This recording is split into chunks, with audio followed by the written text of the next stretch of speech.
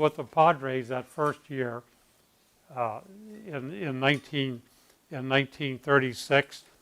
Played the whole summer. Then he came back. This picture was taken in 1937. Ted Williams came back in 1937, started playing again for the San Diego Padres, and midway through the season, the Boston Red Sox signed him to play for the Red Sox from that time on. So San Diego turned out some pretty decent athletes, some pretty great baseball players. So as a child, during the summertime, if we had 20 cents in our pocket, me and my buddies would all run down here to go take in a ball game on a Saturday afternoon. If we didn't have 20 cents in our pocket, we'd come down here anyway, and we would stand outside waiting for a foul ball to come over and trade that for a ticket to get inside. Then if that didn't work, we would hang out. We would hang outside until the seventh inning, and then we would, at the seventh inning, they'd open up all the gates, and then we had the opportunity to go in and watch a ball game. Now one of the very first things we did when we went down there, we checked all the fences. And once in a while, we found a fence that had a hole just big enough to get us through there, so we could get in free and save our 20 cents. But that was quite a ballpark. It's gone. I'll show you what happened later on. There was a tremendous Tightlands expansion in San Diego from 1914 to 1971.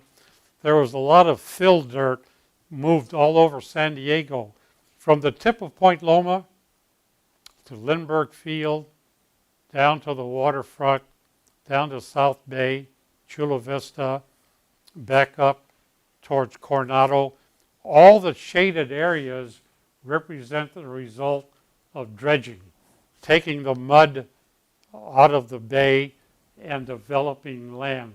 Anywhere you walk on our waterfront today, you're walking on dredged land. So seawall construction down on the Embarcadero started in 1913.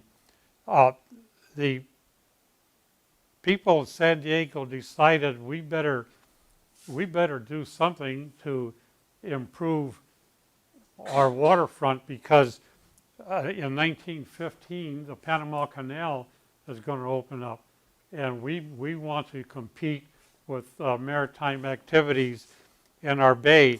So this is the front of our waterfront, and we had dredgers come in, pick up the mud and move it over to the other side of the Embarcadero.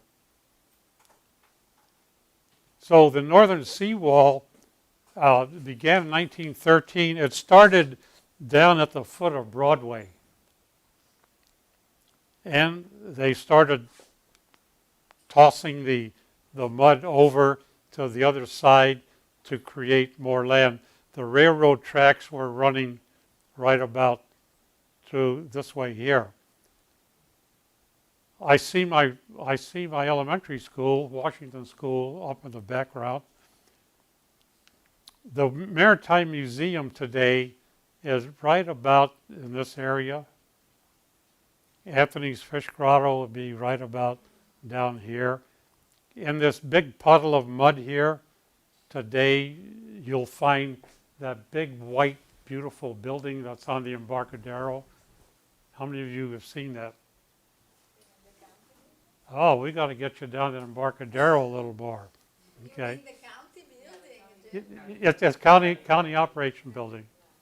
Yeah. Franklin Roosevelt came down here in 1936, 1938, and dedicated that building. So they took the puddle of water out and put a building in. So now that our waterfront the Embarcadero started at about Date Street, but then a few years later they continued and went around with it. But thank goodness the people in this town were foresight enough to do something to start improving the bay. Shelter Island, from the Broadway Pier in about the middle 1950s, looking up San Diego was pretty flat, pretty quiet. Not too many of these tall buildings that you see down there today. This was about typical of what San Diego would have been like in the 50s, in the 40s. Some of these buildings were built in the 30s and the 40s. Lane Field was still there, but in 1948 they tore that down and they put a field up in Fashion Valley. Was the Padres' new baseball park, and this turned into a parking lot. Well, today it's even making greater changes. There's an enormous hotel in left field. By December or so, they're going to start building another enormous hotel out in right field. And I just read in the newspaper right down to the corner here, there's going to be a 40-story hotel going up down there. So San Diego's made a few changes over the years. Made a few changes since I was just a little guy. I love this picture. This is Laurel Street, looking out to South Bay. All these tuna boats here tells us that San Diego was the tuna fishing capital of the world at one time. Pardon? Of the world? Of the world. Wow. We had over 200 or more tuna boats in San Diego, and Anthony's Fish Grotto was not even built yet at that time. But in the middle 50s, when you looked at South Bay, there were hundreds of Navy ships anchored out in that bay. It almost looked like Pearl Harbor, where World War II started. The County Operation Building, once they put all the mud in there, they got the County Operation Building, and of course, moving all the mud in up to the railroad tracks gave more room for activity.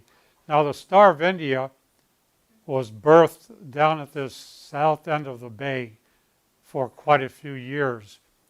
And during World War II, the Navy ordered their masts to be lowered because seaplanes were flying in over that area, and they didn't want to harm them. The San Diego Gas and Electric Building in the middle 1950s was a fairly decent looking building. It had all the steam pipes on it, and every day at noon the gas and electric company would blow a real loud whistle to tell the people it's 12 o'clock, time to stop and eat. At 5 o'clock in the evening, the whistle blew again, tell everybody it's time to go home. Then the whistle blew at 10 o'clock at night, and it took me 20, 30, 40 years to try to figure that out. And I think that was a curfew to tell the kids it's 10 o'clock, get your little fannies home.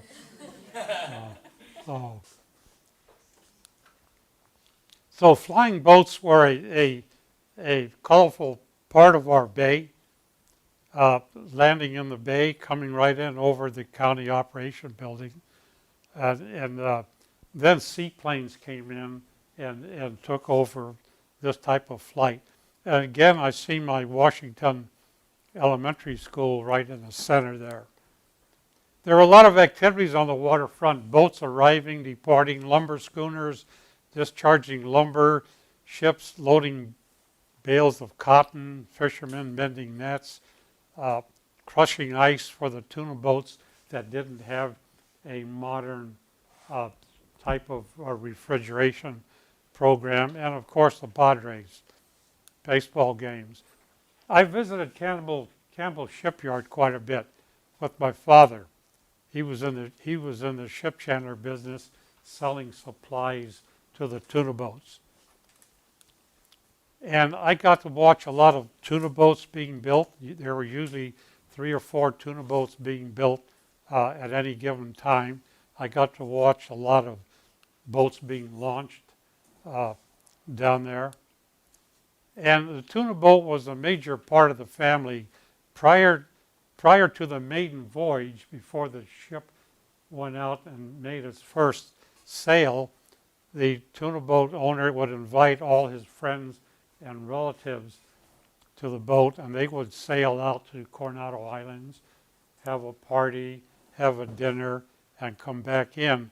Now this boat here, the Conte Bianco, this was owned by some cousins of mine, and he owned five tuna boats. I think his first boat was a small one, and there was the Conte Grande, and then there was a Conte Verde, the green ship, then the Conte di Savoia, and then he built another Conte Bianco. Now these guys they were pretty proud of their ships. Conte means count. Count. It's like a noble title. Right. The white count. This pretty lady's my mother. This was taken in 1934, the year my parents were born.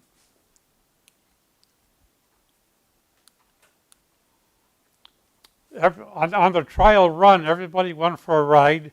I would say 2/3 of these people were probably relatives, and probably all lived on India Street, not too many houses away from me, and that was called the Stella di Genoa, the Star of Genoa. A small portion of the Italians, when I was growing up, were called Genoese. They were born near Genoa, and they were the very first people to come into San Diego. But then, as time went on, 20, 30, 40 years later, there was immigration of a lot of Sicilian fishermen, and then they were the main body in San Diego. Fishing was a topic around the house. Everybody talked about fishing trips. Tuna boat names were commonplace, and I really had a lot of respect for the tuna fishermen. They worked hard. They hurt their backs. It was just a very strenuous job. I remember troop ships arriving, departing at the B Street Pier. I remember saying goodbye to my Uncle Fortunato, December 1942, because he was on one of those converted tuna boats that was going to sail out to the South Pacific to help the war front out there. And as a child, I have a very vivid memory of our country being at war at that time. Down in my neighborhood, a block away from my house, there was a barrage balloon emplacement. One of these big plastic balloons that goes up in the air to prevent airplanes from coming in low and strafing. About another 3-4 blocks southeast of my house, there were anti-aircraft gun emplacements. There were barracks for soldiers. Likewise, northeast of my house, another batch of anti-aircraft guns and barracks. As a little kid, 8, 7, 8 years old, I knew that we were at war. Fortunately, the enemy did not get a chance to do anything up here, but we all knew. Jim, Yes. but for some time then, you were at war with Italy. Yeah, that's right. But you know, in San Diego, there were some Italians up in Northern California, Santa Cruz, areas like that, that were actually put into internment camps, just like they did the Japanese, and they were there maybe 3 or 4 months at that time, but then they were brought back in. In San Diego, my grandparents, Augustino, lived on Kettner Boulevard. I don't know if my grandmother had her license or her permit. My grandfather did. But after 5 o'clock at night, you were if you were an alien, you were not allowed on the west side of Kettner Boulevard. You had to stay on the other side. And then if you had shortwave radios, which a lot of families had because they wanted to listen to their husbands tuna fishing out on there, if you had a shortwave radio, the government came in and confiscated the radio and stored a ton of them up in some warehouse up in Los Angeles. And after the war, one of my friends, he and his dad went up and received their radio again. But yeah, that was. But we didn't. We knew we were at war, but we didn't have any negative feelings against all the countries that were in the battle. We just had a whole different mentality down here. Thank God. So growing up in Little Italy, a little different community than what we have today. I think I'll tell you right now, just for the heck of it. About 3 or 4 years ago, I took a group of foreign students on the tour of the Maritime Museum. And when we got all done, we were down on the dock, and there were 3 little Italian girls. And I says, "Did you enjoy your little tour?" They said, "Yeah, we did."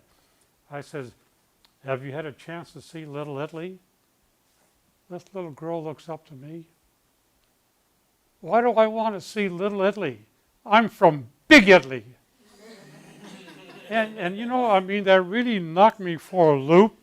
And when I wrote my book, I had a difficulty writing Little Italy because that's more of a commercial.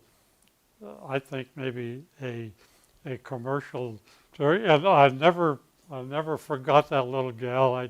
She really hit it right on the button. So we'll get back to Little Italy now. But Little Italy was a thriving community. There was a lot of activities in the 3-block area of India Street. And I would say from about Grape Street down to about Date Street, that's where most of the activity occurred. And the tuna boats were serviced from all the commercial business on India Street. It was a close-knit community. How close-knit was it? There was a family. The Italians literally reached out to one another. If you needed something, they'd give it to you. There were fishermen used to walk by my house quite often, and bring my mother, 2 or 3 fish, and they were just always reaching out.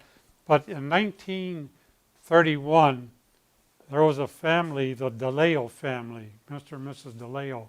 They bought a house right across the street from fire station number 6, which is the fire station museum. Have any of you seen that down on Columbia Street? Nobody's been down there. Okay. Well, anyway, they bought this house a block away from fire station number 6. From 19